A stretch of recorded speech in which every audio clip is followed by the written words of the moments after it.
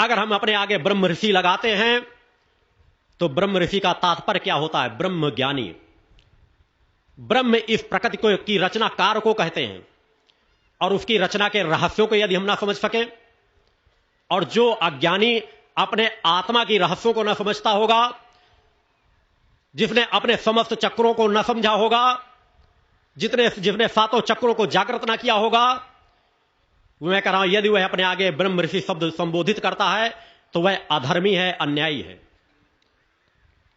क्योंकि हम प्रकृति सत्ता का अपमान करते हैं।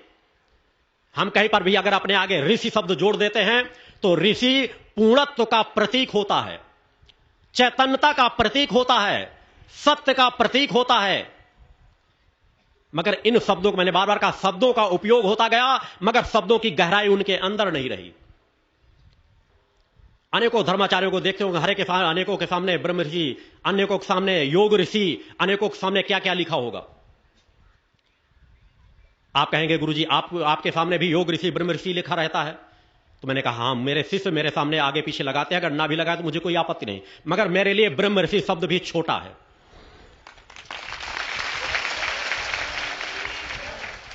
क्योंकि मैंने अपना परिचय दिया है कि मैं किस चेतना का अंश हूं। मैं पूर्व में ऋषि था, उस दिव्य चैतन्य सिद्ध धाम का, जिसे परम धाम कहा जाता है, उस सच्चिदानंद का एक अवतार हूं, जो ऋषित्व का जीवन जीते हैं। वर्तमान में भी मैं ऋषित्व का जीवन जीता हूं। मैं किसी देवता का अवतार नहीं हूं, किसी देव पुरुष का अवतारी पुरुष नहीं हूं। मैं तपस्वी था, तपस्वी हूं और तपस्वी रहूंगा। अगर मेरे सामने ये शब्द लगते हैं तो मैंने समाज को चुनौती और चैलेंज भी दिया है कि विश्व स्तर का एक आयोजन कराया जाए और उसमें देखा जाए कि किसके सातों चक्र जागृत हैं, किसकी शरीर की चैतन्यता है, किसका जीवन विषय विकारों से परे है। उसके सामने ऐसी परिस्थितियां क्रिएट की जाएं, ऐसा वातावरण डाला जाए। विज्ञान के पास वो मशीनें हैं कि बहुत कुछ परीक्षण कर सकती है कि शरीर के अंदर स्थिरता, शांति, चैतन्यता, या वह जो संदेश दे रहा है वह कहीं ऐसा तो नहीं, ऊपरी सतही तो नहीं है, कहीं झूठ तो नहीं बोल रहा। तेलगी वाला प्रकरण आप लोगों ने टीवी में देखा होगा। हजारों तेलगी धर्माचार्य बने बैठे हैं। वो केवल एक तेलगी इफ्ताम घोटाले वाले नहीं, यहां तो धर्म का घोटाला हो रहा है। मगर विडंबना है, उस तेलगी को तो अरेस्ट किया जा सकता है, मगर धर्म के नाम पे चाहे जितना लूटते रहो, धर्म के नाम से समाज को चाहे जितना आप गुमराह करते रहो, कोई दफाएं उनके ऊपर नहीं है। होना चाहिए।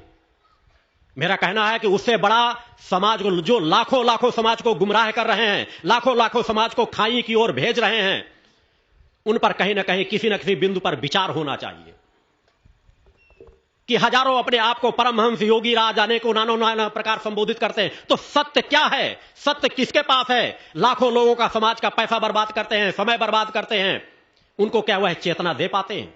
मैं ये नहीं कह रहा कि अनेकों समाज में साधु संत सन्यासी वर्तमान में नहीं है, मगर मैंने कहा कि अगर उनको तलाशा जाए तो शायद हाथों की उंगलियों के पोरों में उनकी गिनती आ जाएगी। मात्र चंद्र गिने चुने लोग होंगे, हर काल में रहते हैं। मगर उसी तरह अगर लाखों में एक दो मिले और लाखों समाज को केवल भटका रहे हो, तो उसमें कहीं ना कहीं समाज को सचेत अवश्य होना पड़ेगा। कहीं ना कहीं एक न एक ऐसा क्रम उपस्थित जरूर करना पड़ेगा। मैं अहंकार के वशीभूत होकर कभी नहीं कहता, चुनौती अहंकार के वशीभूत नहीं देता। मैं बार बार इसलिए चुनौती देने का शब्द रखता हूं कि कभी कभी उन जो समाज को भटका रहे हैं, जो अपने आप को ब्रह्म ऋषि कह रहे हैं, योग ऋषि कह रहे हैं, नाना प्रकार के संबोधित करते हैं, वह कम से कम कभी तो उनकी चेतना जागृत हो और कभी तो कहे कि हां, ऐसा एक आयोजन होना चाहिए, ऐसा एक परीक्षण होना चाहिए कि समाज समझ सके कि शक्तियां, सिद्धियां, रिद्धियां किसके पास है, कौन योगी कहलाने का अधिकारी है, कौन ब्रह्म ऋषि कहलाने का अधिकारी है, कौन साधु कहलाने का अधिकारी है, कौन संत कहलाने का अधिकारी है। इसका परीक्षण तो होना ही चाहिए।